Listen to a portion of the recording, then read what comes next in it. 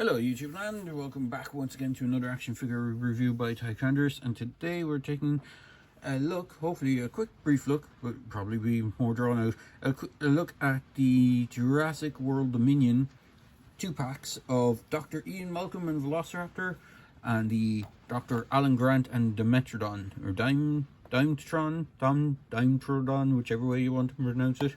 I always called it the Dimetrodon. Maybe I mispronounce it, but it is what it is. So we'll quickly go through the packaging. Now obviously the figures are removed from packaging. The human character is actually behind a bubble, whereas the dinosaur is actually in front of the bubbles. So for this one you have a Velociraptor. So Ian comes with a few accessories. I think he actually comes with more accessories than any of the other 2 packs I've seen. So not only does he come with the Velociraptor, he comes with the shock baton. Now the shock baton is a reuse of one of the older Lost World figures that Mattel started doing. So with the first time it came, it was with the mercenaries. So it's the same shock baton. And then he comes with the main evil villain of the movie, which is the locusts. I know people were not too impressed with that plotline, but you know, they have to do something to probably get people to go. And then it shows a couple of other sets in the line.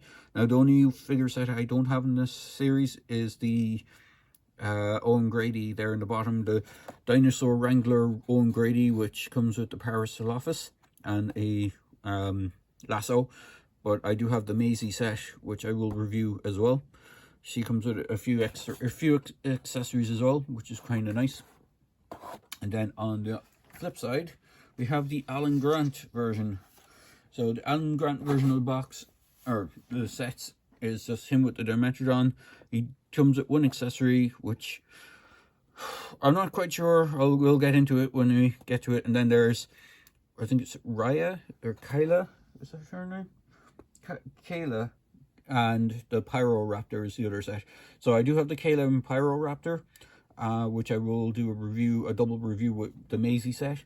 So I was trying to keep the OG characters together for the reviews, and then do the kind of newer characters or from the newer films.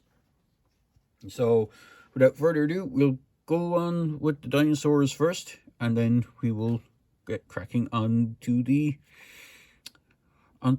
characters. So the Velociraptor is a fairly standard affair. It's the same Velociraptor that they have in the attack pack assortment, if I remember correctly. So this one is one of the kind of basic attack pack style Velociraptors.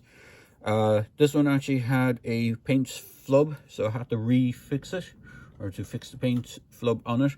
So you may notice on this right side eye is kind of nice, whereas the one on this side is kind of all over the place. For some reason, I don't know how, I think someone had ended up spraying some of the green that's kind of here for the kind of scale pattern. Some of that got sprayed over the eye, so the eye looked like it was, you couldn't see the iris properly on it. But it's basic articulation, so the head rotates on a hinge, so it can go forward and back. Jaw opens, arms can move forward, legs can move forward and back. It does, if I can get my finger in, have that dino scan thing like all the other ones. So if you want to pause video and use that to scan the thing, do so. Claws don't move. Tail does move, but it's not really a big articulation point for this. So it is fairly basic. Same with the Dimetrodon. This is the same sculpt as the previous Dimetrodons, and unfortunately I don't have one of my previous ones to hand, but it has the same kind of area where the barcode thing is. It pops up. The only difference in this one is it's a different deco. The previous one was like a little, way more lime, brighter green, with the sail being kind of still being similar, but it has the exact same articulation points. The head is, again, just like the Velociraptors, on a swivel with a hinge. Jaw opens up. This one I didn't have any issue with the eyes too much. It does actually look like they're supposed to. The front legs move forward and back, and the back legs move forward and back. Now the only thing is, when you move them out of position, it just makes it harder for it to stand. It's more designed to be in that neutral pose. Again, the tail is supposed to somewhat slightly move, but It's not an actual articulation point. I think it's just the way they assemble them in the factory. It just makes it easier to probably slam the two sides together and then put the tail into place. So you have that. And then the little bugs, the locusts, they're all the same. So I'll just get one of them. They're made in this kind of translucent, off greeny brown color. So the central thorax and all, the central area where the wings are and the head are all kind of like, it's a lot more less translucent, but where the legs are, you can see it kind of folds out into that translucent area. And all three are identical, so they come with the Malcolm set, so they're like an extra bonus accessory for them. Sorry if the rain in the background is getting loud. It's a metal roof and I can't do anything about it, so sorry about that. Well, I'm going to soldier on anyway. So the accessory that comes with Alan Grant is this skull. I'm not sure what sort of skull it's supposed to be. I'm not sure. It looks too big to be the Velociraptor skull, and it doesn't seem to quite fit the profile for the Dimetrodon that he comes packed with. The only thing I could really see that it kind of looks like, it has some similarities to the Pyroraptors, but I don't, like, he doesn't use this in the movie. He doesn't have this in the movie. He doesn't walk around carrying a skull. It's just something they kind of threw in with him. Like, I know when you get reintroduced to him first in the movie, they're at a dig site for like digging up dinosaur bones, so I'm not sure if that's what that's supposed to represent. Like, he doesn't pick up a skull anywhere in the movie and throw it at a dinosaur, as far as I can remember. I've watched the movie recently enough. Even in the extended edition, he doesn't do anything like that. So it's an interesting accessory to have for him, but it doesn't seem to, like, it's not screen used, if you don't know what I mean. It does have an articulation point for the jaw, and as I said, it does look too big to be the Velociraptor skull, like the movie style Velociraptor. But then again, scaling for some of the creatures in this are all over the place, so it could be. Like when I get into the Maisie set, the creature that she comes with, not the baby blue, actually both Beta and the creature that she comes with are fairly out of scale compared to the ones that you see in the movie. So the other accessory for the human figures, we'll get into those now in a second, is this shock baton. It's the exact same as the other ones. It actually comes in two, or it doesn't come in two pieces, but you can take the top piece out of it. It just looks like a stick then, but it's supposed to represent like the electric batons that they use for, you know, like cattle prods sort of things that they use for herding cattle or dinosaurs around the place. I think the only person to use one in the movie is so Claire uses one, I think. Someone does use one in the movie. They grab one at one point and uses it against the Giganotosaurus. I'm trying to think if it was Kyla or it was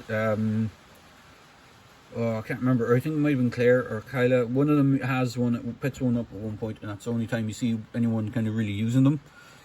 So onto the figures at hand. So here is older Dr. Ian Malcolm. He's actually quite a cool figure. I quite like the figure.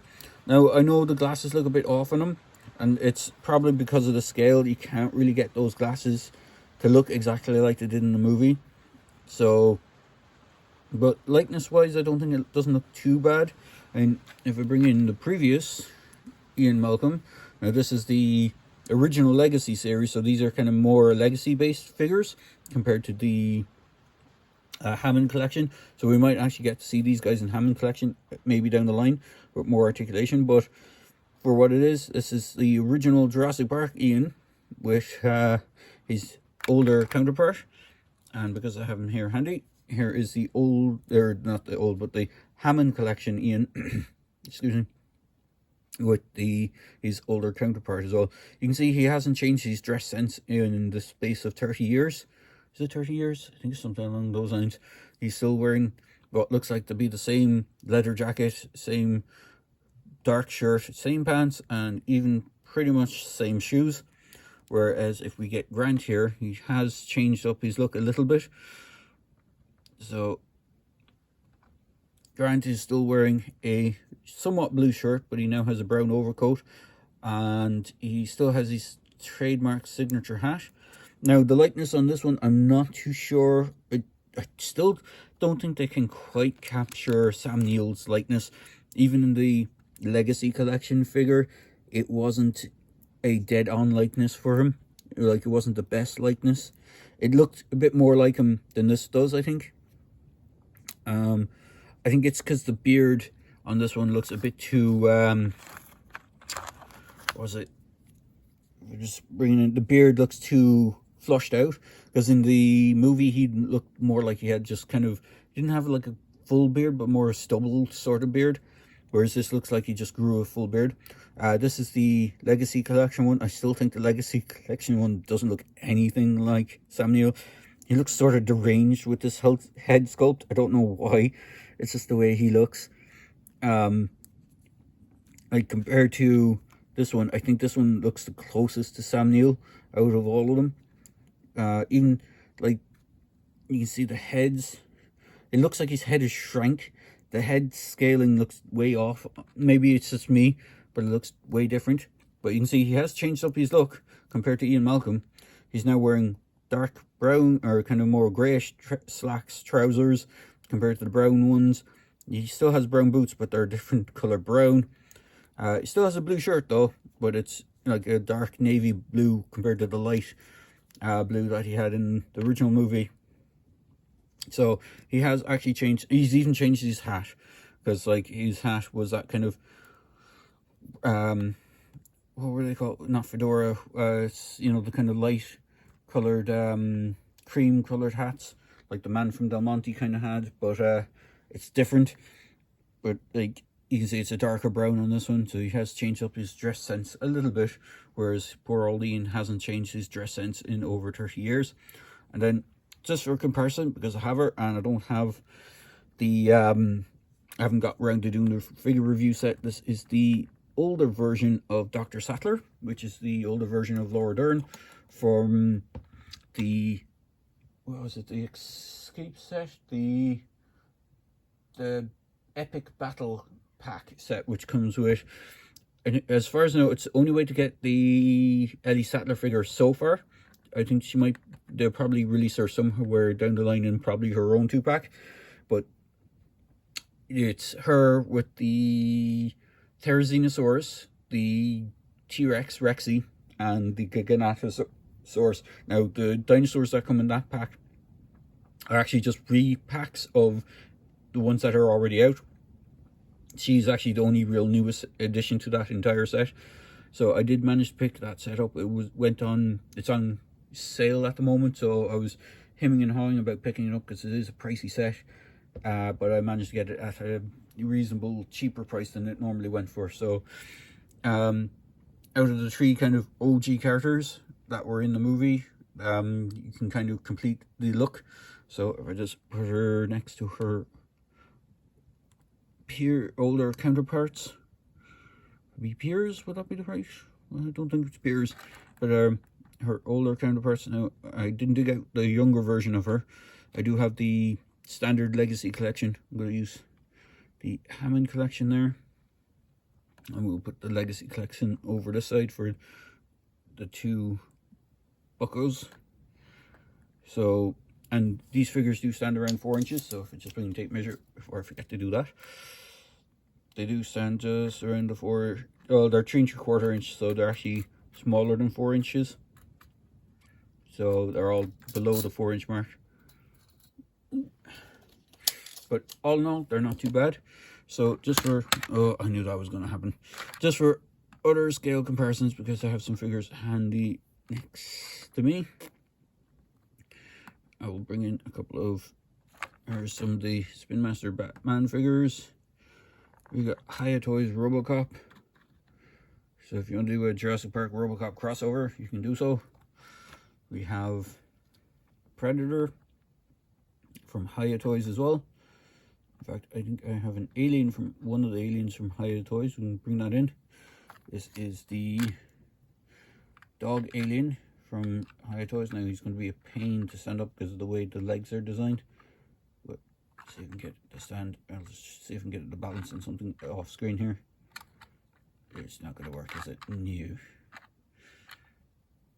You can't even see it. Let's see if I can bring it in. Yeah, there goes Dracula. So, and then bring in an Owen Grady figure. And where is the other figures that I had dug out? Oh well. So all in all, not bad figure sets. If you're, I think it's so far they're the only way of getting the actual older versions of those characters. They might, hopefully, maybe down the line do like a figure, just a figure pack of all of them together. Maybe that might be an idea for them. Like the dinosaurs are cool. The Metrodon is really cool. The Velociraptor seen 100 times before now at this stage, and even though I like the coloring pattern for this version, there's some Velociraptors that look kind of messy. Some look really cool. I would have liked them to have packed in another one instead of the Velociraptor. Actually mix it up a bit and do one of the Atrociraptors, even though they didn't have any interaction in the movie between the old characters and the new characters so much. But it would have been nice just to have another Atrociraptor just to kind of flesh out more different dinosaurs other than just repacking Velociraptors again, because I think at this stage they have like nearly, I'd say they nearly have 30 to 40 different versions of a Velociraptor on their palette for different paint schemes, but like it is what it is. So there you go, guys. I hope you enjoyed this hopefully quick video review of these 2-pack sets. I got mine from Big Bad Toy Store. They should be still available up there at the time of this recording. But I think you can get them on other places like Amazon and a few places like that. It's just finding where you can get them is the thing. And as I said, once I get around to doing the Ellie review, I'll explain where I got that. So hopefully you like this video, and as always, please feel free to comment, subscribe to my channel, like, comment and subscribe to my channel, and hopefully see you in the next video. Cheers, guys.